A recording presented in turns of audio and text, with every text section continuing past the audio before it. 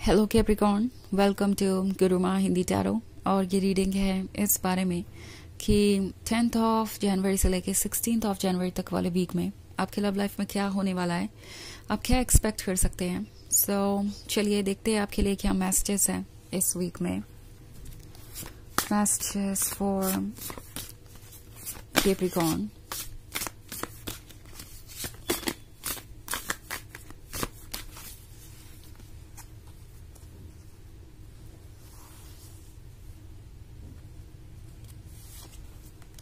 Three of water, the moon, elder of earth, two of water, and death. Okay, so the moon है। the moon है तो कुछ fear है, कुछ hidden है, कुछ ऐसा है जो आपको uncomfortable महसूस करा रहा है या फिर नहीं भी। बट द मून आपसे कह रहा है कि आप किसी भी सिचुएशन को कंप्लीटली ट्रस्ट नहीं कर सकते, क्योंकि अभी आप पूरा ट्रुथ नहीं जानते हैं। आप शायद बहुत कुछ बहुत जल्दी ही जानने वाले हैं, क्योंकि 3 ऑफ वाटर का कार्ड है। सो प्रोबेबली किसी म्यूचुअल फ्रेंड से आपको कोई इन्फॉर्मेशन मिल सकती है, या आपको कोई मैसेज मिलेगा अगर आप बहुत क्लियरली नोटिस करेंगे इस पर्सन के एक्शंस को और उनके बिहेवियर को। ऐसा है कुछ जो आपके सामने बहुत ऑब्वियस है, बट मे बी आप उसे नोटिस नहीं कर रहे हैं, या कुछ ऐसा है जो इस पर्सन ने आपसे छुपाया है and all of a sudden आपके सामने आएगा और आप सोचेंगे कि अब आपको क्या करना चाहिए या किस तरीके से इस सिचुएशन को हैंडल करना चाहिए। बिकॉज 3 ऑफ वाटर का कार्ड है। सो कुछ लोगों के लिए ये हो सकता है बाउंड्रीज को क्रॉस करने के बारे में। मे बी ये पर्सन किसी और से फ्लर्ट कर रहा था आपके पीठ पीछे, या उन्होंने आपके बारे में कुछ नेगेटिव कहा, या कुछ भी ऐसा जो नहीं होना चाहिए एक लविंग रिलेशनशिप में। ओके, दूसरों से कुछ ऐसा शेयर किया जो उन्हें नहीं करना चाहिए था आपके रिलेशनशिप के बारे में, और ये आपको हर्ट करेगा। आप सोचेंगे कि ये पर्सन आपके बाउंड्रीज की रिस्पेक्ट नहीं करता, इस रिलेशनशिप के प्राइवेसी की रिस्पेक्ट नहीं करता, या फिर दूसरों को ज्यादा प्रायोरिटी दे रहा है। आप किसी भी एक ऐसी सिचुएशन में पा सकते हैं खुद को इस वीक में। एल्डर ऑफ अर्थ आपसे कह रही है कि प्रैक्टिकली सोचिए और फैसले दिमाग से लीजिए। टैरो आपसे कह रहा है कि आपके लिए जरूरी है कि आप इस पर्सन को ये समझाएं कि आपके लिए कितना इम्पोर्टेंट है बाउंड्रीज को मेंटेन करना, एक रिलेशनशिप में म्यूचुअल रिस्पेक्ट का होना और एक दूसरे को समझना, एक दूसरे की बाउंड्रीज को समझना। आपको ये कहा जा रहा है कि इमोशन से आप अपने आप को गाइड मत होने दीजिए, बिकॉज बहुत कुछ ऐसा है जो आपको क्लियरली एक्सप्लेन करने की जरूरत पड़ेगी, क्योंकि जब तक आप क्लियरली कुछ कहेंगे नहीं, ये पर्सन उस मिस्टेक को बार बार रिपीट करता रहेगा। आप उनसे ये एक्सपेक्ट करेंगे कि ये तो एक बेसिक कोड ऑफ कंडक्ट है, उन्हें पता होना चाहिए, उनका बिहेवियर इस तरीके का नहीं होना चाहिए, इतना इमेच्योर। बट ये पर्सन कुछ ऐसा करेगा जिससे आप काफी अपसेट हो जाएंगे। आपको खुल के कुछ कहना पड़ेगा। आप ये एक्सपेक्ट नहीं कर सकते कि इतना कॉमन सेंस तो हर किसी के पास होता है, तो ये पर्सन भी इस बात को समझेगा। वो एक्चुअली किसी चीज को सीरियसली ले नहीं रहे फिलहाल। डेथ का कार्ड है यहाँ पे, तो आपको एक पॉइंट पे ऐसा भी लग सकता है कि ये पर्सन आपके लिए ठीक है ही नहीं। लाइक आप एक ऐसे पर्सन से डील कर रहे हैं जो शायद आपके लिए बना ही नहीं। आपको इस रिलेशनशिप पे गिव अप कर देना चाहिए, या फिर ये एक ऐसा पॉइंट है जहां से आप आगे नहीं बढ़ सकते। आप चाहें तो ऐसा कर भी सकते हैं, बट अगर आप ऐसा ना करें तो भी आपके लिए बाउंड्रीज ड्रॉ करना बहुत जरूरी हो जाएगा, क्लियरली कम्युनिकेट करना जरूरी हो जाएगा। बिकॉज अदरवाइज ये पर्सन यही सोचेगा कि इससे आपको कोई फर्क नहीं पड़ता और वो सेम मिस्टेक्स रिपीट करेंगे। आप उनसे ये नहीं एक्सपेक्ट कर सकते कि वो आपकी बातों को समझ जाएंगे, और जितना आप मैच्योर है उतने ही मैच्योर वो भी हैं। 2 ऑफ वाटर का कार्ड है। क्लियरली मैं देख रही हूँ कि आप दोनों एक फ्रेंड की तरह भी बॉन्डेड महसूस करते हैं और एक लवर की तरह भी। ये है एक डीप रिलेशनशिप के बारे में, ये है एक ऐसे रिलेशनशिप के बारे में जो आपके लिए बना है, आपको ऐसा लगता है।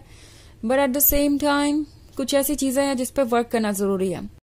आप दोनों के बीच एक बहुत रोमांटिक कनेक्शन हो सकता है, बहुत डीप फीलिंग्स हो सकती हैं। आप दोनों परफेक्ट नजर आ रहे हैं, कंपैटिबल नजर आ रहे हैं एक दूसरे के लिए। रोमांस नेक्स्ट लेवल पे है, इंटीमेसी भी नेक्स्ट लेवल पे हो सकती है, but at the same time tarot आपसे कह रहा है कि डार्क साइड को भी इग्नोर करना ठीक नहीं है।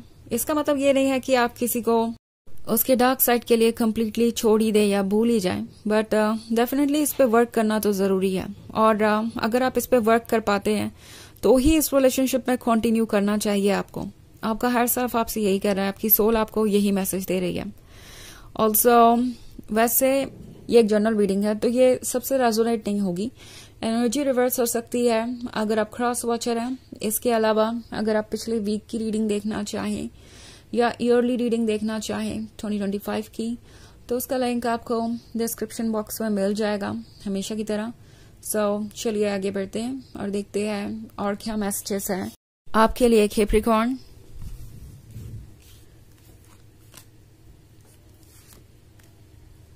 Elder of air, judgement, ace of air, 4 of earth and 9 of fire. Okay. So हमारे पास है S of air.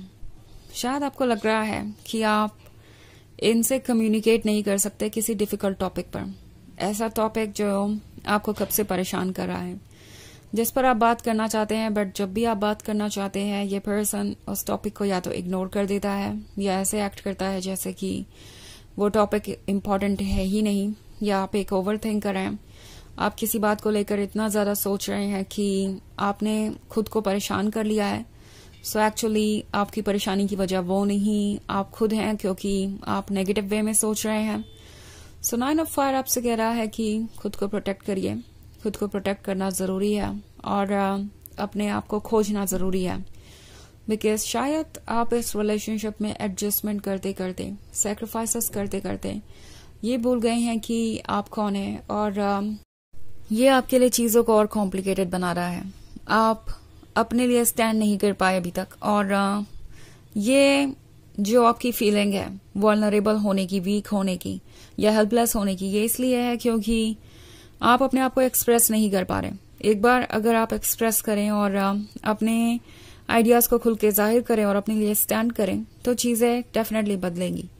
Elder of air का कार्ड है, सो प्रोबेबली ये पर्सन काफी स्टबर्न है, या जब भी आप किसी बात को एक्सप्लेन करना चाहते हैं या कुछ भी कहना चाहते हैं, वो आपको यही कन्विंस करते हैं कि वो अपनी जगह सही है। आपको अपनी सोच बदल लेनी चाहिए, आपको अपने आइडियाज बदल लेने चाहिए, आपको तरह तरीके से कन्विंस करने की कोशिश करते हैं कि आपको उनकी बातें नहीं सुननी चाहिए, बट ये नहीं हो पा रहा है। इट्स लाइक आप कहीं ना कहीं सप्रेस्ड फील कर रहे हैं।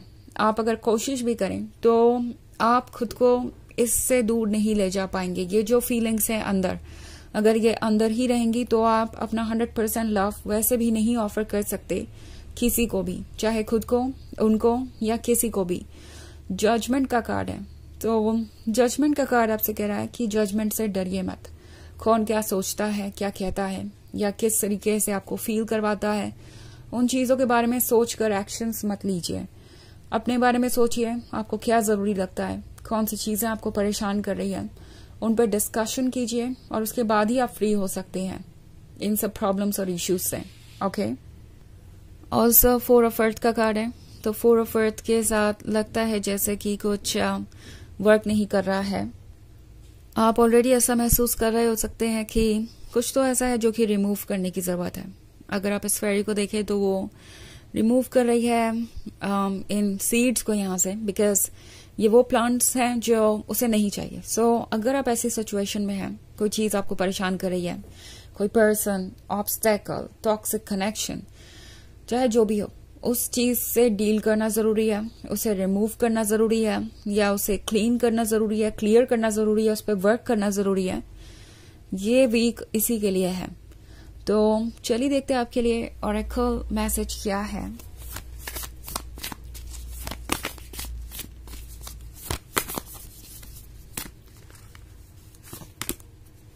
Trust the niggle. What is the niggling feeling trying to tell you? तो ये कार्ड आपसे कह रहा है कि अपने मन की आवाज को सुनिए। आपकी मन की आवाज बहुत स्ट्रांग है और आपसे क्लियरली कह रही है कि सच क्या है।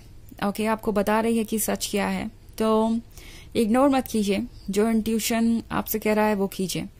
तो ये है रीडिंग इस वीक की। आई होप आपको अच्छी लगी होगी। Thanks for watching. Till next video, bye.